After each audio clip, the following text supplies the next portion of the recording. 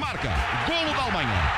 Golo da Alemanha, faz 4-1, cabeceamento de... Nem só de glórias vive a história da seleção nacional. Ao longo de mais de um século da sua existência, houve vários jogos que marcaram a memória dos portugueses pelos piores motivos. Algumas pela humilhação do resultado, outras pela importância do momento e muitas pela sensação que Portugal podia e devia ter feito melhor. Sem mais demoras, seguem-se Top 10 piores derrotas da seleção nacional. Número 10, Marrocos 1, Portugal 0, Mundial 2022. No Mundial 2022, Portugal tinha legítimas ambições de ir bem longe, mas caiu frente a Marrocos nos quartos de final. A seleção havia passado a fase de grupos de modo tranquilo e tinha acabado de despachar a Suíça com uma goleada nos oitavos de final, cortesia de um impressionante hat-trick de Gonçalo Ramos, que deixava Cristiano Ronaldo sentado no banco da equipa das esquinas pela primeira vez em mais de 15 anos. Entretanto, a vizinha Espanha tinha sido eliminada pela improvável seleção marroquina, que se viria a provar a grande surpresa do torneio. Portugal sorria com a perspectiva de uns quartos de final contra uma seleção mais que acessível, e já sonhava com a meia-final e quiçá até mesmo uma final entre Portugal e Argentina.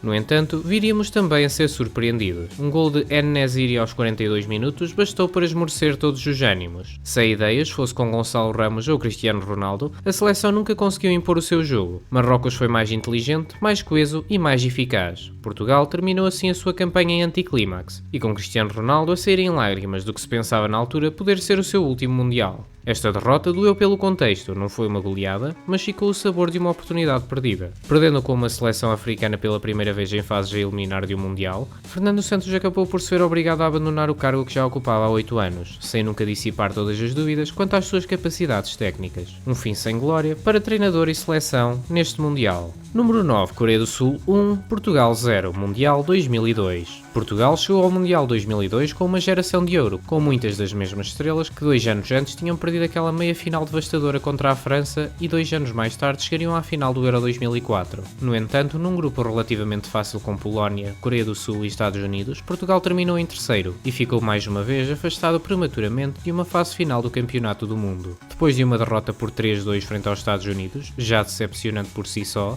a seleção das esquinas conseguiu recuperar na calculadora com um 4-0 à Polónia. No entanto, iria ver o apogeu da tragédia acontecer contra a seleção anfitriã do torneio. Aos 26 minutos, uma entrada irrefletida de João Vieira Pinto ditou a sua expulsão do encontro, com agravante por agressão ao árbitro, e iniciou as complicações para a equipa das esquinas.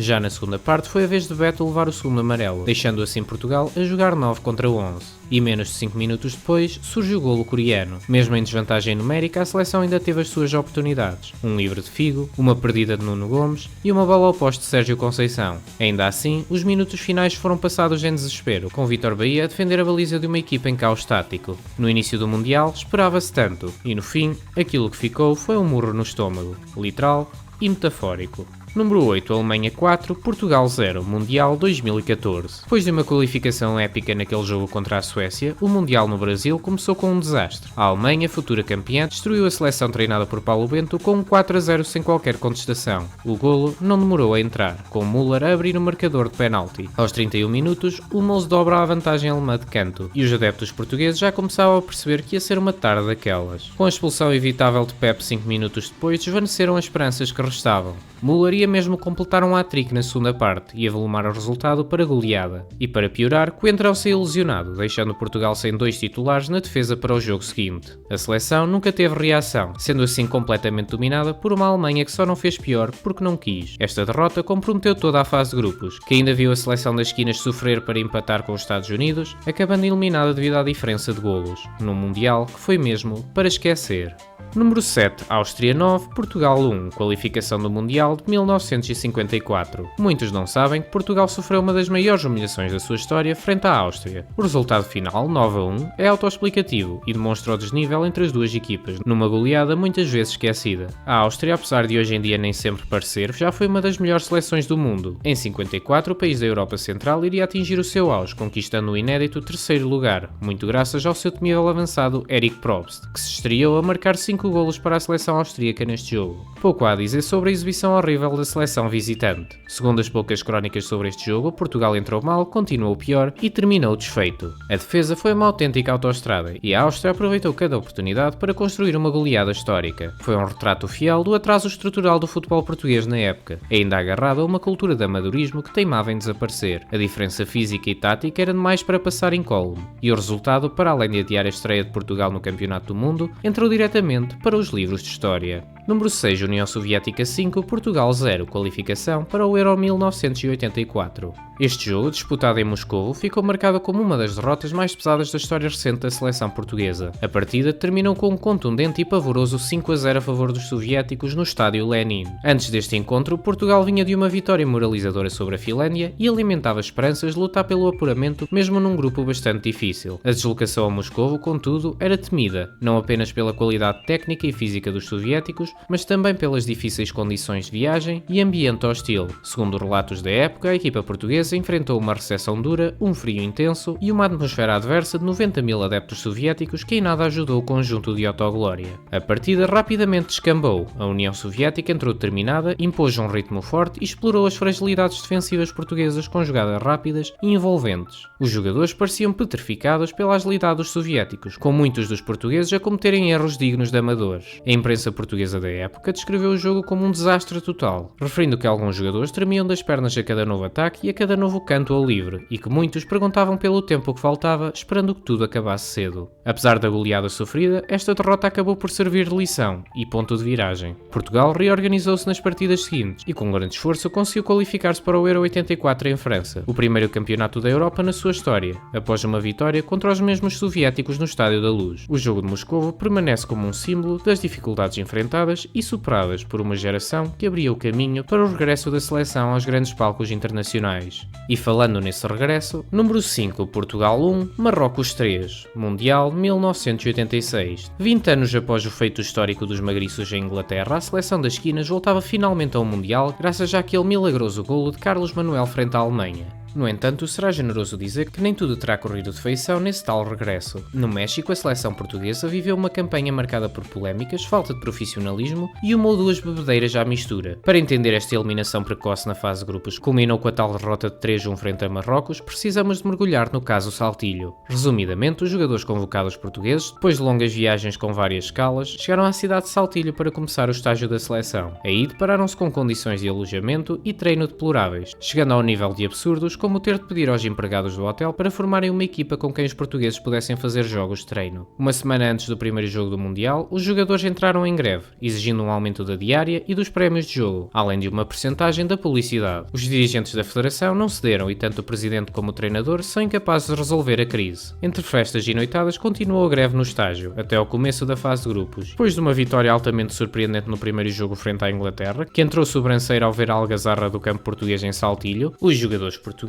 ainda podiam ter salvo a reputação, mas derrotas consecutivas frente à Polónia e finalmente um humilhante 3-1 contra Marrocos selaram a eliminação da equipa das esquinas, que já só contava mesmo com o apoio das mulheres de Saltilho. Esta derrota, ou sequência delas, não foi só no marcador, mas também um golpe forte na reputação de Portugal e no orgulho nacional dos adeptos das esquinas. Número 4, Portugal 0, Inglaterra 10, 1947. Este foi um dos dias mais tristes de sempre do na altura recém-inaugurado Estádio Nacional do Jamor. Foi palco da maior goleada sofrida da história da seleção. Está certo que este era um jogo amigável, está certo também que nesta altura os jogos amigáveis eram bem mais importantes do que são agora, representando grande parte dos calendários das seleções. Ainda em rescaldo da Segunda Guerra Mundial, a seleção realizava o seu primeiro jogo desde o cessar das hostilidades, com a Inglaterra como convidada de honra. A bola começou a rolar e logo no primeiro ataque, a Inglaterra adiantou-se no marcador. Antes da meia hora, já os ingleses venciam por 4-0 e o selecionador Tavares da Silva optou por substituir o guarda-redes Leonino Azevedo, de forma vexante perante o público português. A substituição de pouco adiantou, com o massacre em campo a continuar. Ao intervalo, o marcador estabelecia-se em 5-0 e no apito final dobrou a humilhação para uns aterrorizantes 10-0. À noite, a Federação organizou um banquete para honrar os atletas e homenagear os visitantes. Para o escândalo da imprensa, os jogadores da seleção portuguesa não compareceram. Dizia-se que o 11 das esquinas tinha perdido de propósito por estarem descontentes com o prémio de jogo e o lugar das suas famílias na bancada. O governo do Estado Novo nada gostou de toda esta história e mandou a PIDE interrogar todos os elementos que não estiveram no banquete, com o capitão Álvaro Cardoso a ser duramente castigado castigado com 1 ano de suspensão. No final de contas, o que fica para a história é um placar intratável e mais um vexame dos tempos do amadorismo do futebol português, que ainda ia levar uns bons tempos para desaparecer por completo.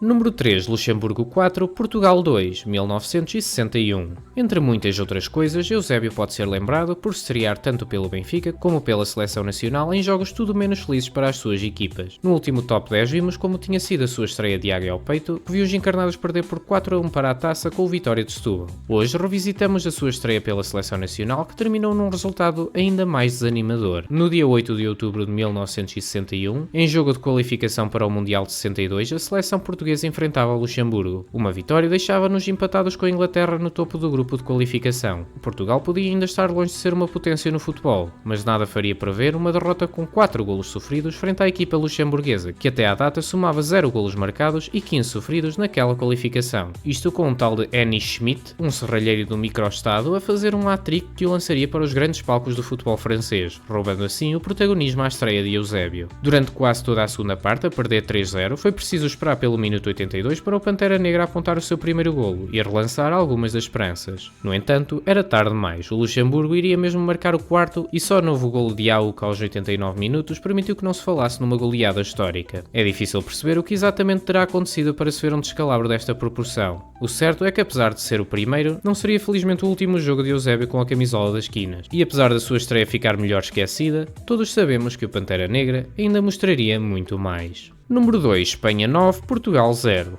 Qualificação para o Mundial 1934. Em março de 1934, a seleção portuguesa disputava a qualificação para o primeiro campeonato do mundo organizado pela FIFA. As regras ditavam o apuramento por grupos geográficos, com Portugal e Espanha a disputar uma das vagas. Como todos esperavam, a seleção não iria conseguir ultrapassar o vizinho ibérico, como em tantas outras ocasiões. Mas foi o avolumar do placar no jogo em Espanha que acabaria por chocar até os mais pessimistas. O jogo ficaria conhecido como o desastre de Chamartín. Perante 50 mil espectadores espanhóis, a seleção começou a sucumbir ao feroz ataque adversário desde muito cedo, com 3 golos a surgirem nos primeiros 15 minutos. A comitiva portuguesa nem acreditava no que estava a ver, com o selecionador Ricardo Ornelas a trocar de guarda-redes em desespero. Na segunda parte, a Espanha marcou mais 6 golos e conseguiu um inacreditável 9-0, para a humilhação suprema dos nossos jogadores e técnicos. Apesar de tudo, este jogo também serviu como um ponto de viragem importante para o futebol português. Era já evidente que Portugal precisava de fazer algo se queria ser minimamente competitivo internacionalmente.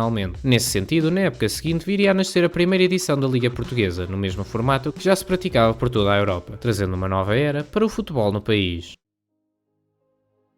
Número 1, Portugal 0, Grécia 1, final do Euro 2004. Não foi uma humilhação de proporções desastrosas como outras derrotas nesta lista. No entanto, o jogo no Estádio da Luz para a final do Euro 2004 dificilmente vai deixar de ser lembrado como a maior mágoa da história para a seleção das quinas. A história nem precisa sequer de ser recontada para trazer de volta as memórias de quem viveu aquele torneio. A primeira competição de seleções daquela dimensão a ser disputada em Portugal foi uma campanha épica. Começaria com uma derrota inesperada, mas que ia ver Portugal ganhar 4 jogos seguidos contra colossos do futebol como Espanha, Inglaterra e Holanda até chegar à final. O país enchia-se de fervor numa união patriótica raramente vista, tudo em torno da equipa e da geração de jogadores que acreditavam poder levar Portugal ao seu primeiro grande troféu. Agora bastava apenas ganhar a final, uma final contra a mesma equipa que nos tinha derrotado no primeiro jogo. Ainda assim, chegado ao derradeiro dia, Portugal inteiro parou e o favoritismo pendia claramente para o lado lusitano. Pelo menos até ao minuto 57. O primeiro e único golo da partida era grego. Portugal não conseguiu recuperar e passou ao lado da história. A Figo, Rui Costa, Deco, Ricardo Carvalho, Costinha, Maniche e tantos outros foi negada a glória do que teria sido a conquista mais épica de sempre da seleção. Mas como todos sabemos, para a alegria de todos nós, essa conquista seria apenas adiada. Não se esqueçam de subscrever o canal e vemo-nos no próximo vídeo.